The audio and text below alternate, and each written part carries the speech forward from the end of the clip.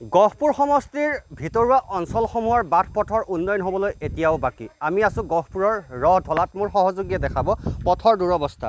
বিভিন্ন সময় চৰকাৰখনে কৈ থাকে ৰাস্তা ঘাটৰ উন্নয়ন হৈছে, ৰাস্তা ঘাট ভাল হৈছে, কিন্তু এনেবোৰ ছবি আচলতে গহপুৰত এতিয়াও সুলভ হৈ পৰিছে। আপুনি যদি ভিতৰুৱা গাঁওসমূহলৈ যায়, কিন্তু পথৰ কোনো ধৰণৰ উন্নয়ন হোৱা নাই। এনেদৰে বোকা পানী খচি বিভিন্ন সময়ত যাতায়াত কৰিবলগীয়া হয়। বিশেষকৈ স্কুলীয়া শিক্ষাৰ্থীসকল সমস্যাত পৰে।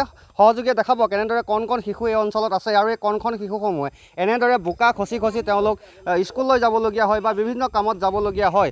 স্থানীয় ৰাইজ আছে, আমি কথা পাতিম। বাইদেউ, ৰাস্তাটো দেখিছোঁ বহুত বোকা, কিমান সমস্যা হয় আপোনালোকৰ? কেলে নহয়, ইমান সৰু সৰু পোৱালি লৈ পেলাই কেনেকৈ দাঙি উঠাই আনিব লাগিব, চাই আছেতো। কেইবাৰ আমি আপত্তি কৰিলোঁ MLA ছাৰক, হ'লেও বিচাৰ নকৰে। 2 বাৰমানতো আহিলেই ভোট খুজিবলৈ এইটো ৰাস্তাতে। ইয়াৰ নিজৰ চকুতে দেখি আছে আৰু কি ক'ম আমি। কিমান কষ্ট হয় বাইদেউ এনেকৈ বোকা পানী হৈ আছে? কেতিয়াবাতো ল'ৰা ছোৱালী স্কুলেও যাব নোৱাৰিব এনেকৈ বোকাত। কিমান কষ্ট হয় বাইদেউ আপোনালোকৰ? কেলে কষ্ট হোৱা নাই, ইমান কষ্ট থাকিছোঁ, আমিহে জানি আছোঁ। কি ক'ব বাইদেউ, কিমান সমস্যা হয়? বৰষুণ দিলে আনা জানা কৰিব বহুত কষ্ট, দোকান যাবৰ কাৰণে কষ্ট হয়, ঘৰৰ পৰা বাহিৰত ওলাবৰ কাৰণে কষ্ট হয়। এইটো কাৰণে সৰু সৰু পোৱালীকেইটা আছে, সিহঁতেতো বাহিৰত ওলাই যায়। এইটো কাৰণে মানে এইটো ৰাস্তাটো বনাই দিলেতো ভাল আৰু আমাৰ। আপোনালোকৰ ৰাস্তাটো এনেকুৱা হৈ আছে, ইয়াত ভুই ৰুব পৰা হৈ আছে, মাটি ৰুব পৰা হৈ আছে। এনেকৈ বৰষুণ দি কিনে গাড়ীটো আহিছে ক'লে একেবাৰে বোকাটো ভৰি লগত আহি যায় আৰু ৰুবলৈ হৈ যাব। আমাৰ কাৰণে বহুত কষ্ট হৈ থাকে। যেনেকৈ এইটো ৰাস্তাটো বনাই দিলে ভাল আছে। ভোট দিয়া টাইমতো ঘৰত আহে। ৰাতি বাইদেউ, ৰাতি অহা যোৱা কৰিবলৈ হ'লেতো আৰু সমস্যা হয়।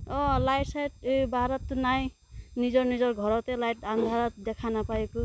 হয়, বহুখিনি সমস্যাত ভুগিছে এই অঞ্চলৰ ৰাইজ, কাৰণ এয়া পথৰ দুৰৱস্থা। সহযোগীয়ে দেখাইছে, ৰাইজে জনাইছে যে বহুখিনি তেওঁলোকৰ সমস্যা হয়, কাৰণ এই পথেৰে বিভিন্ন স্থানলৈ তেওঁলোক যাবলগীয়া হয়।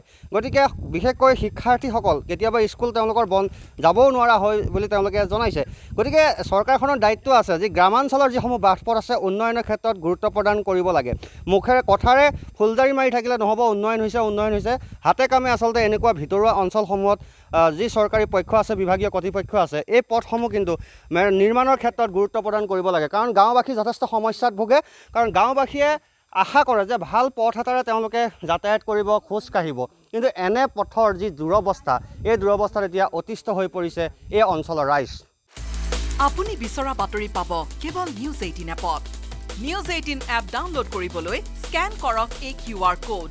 গুগল প্লে ষ্টৰতো পাব এই নিউজ 18 এপ।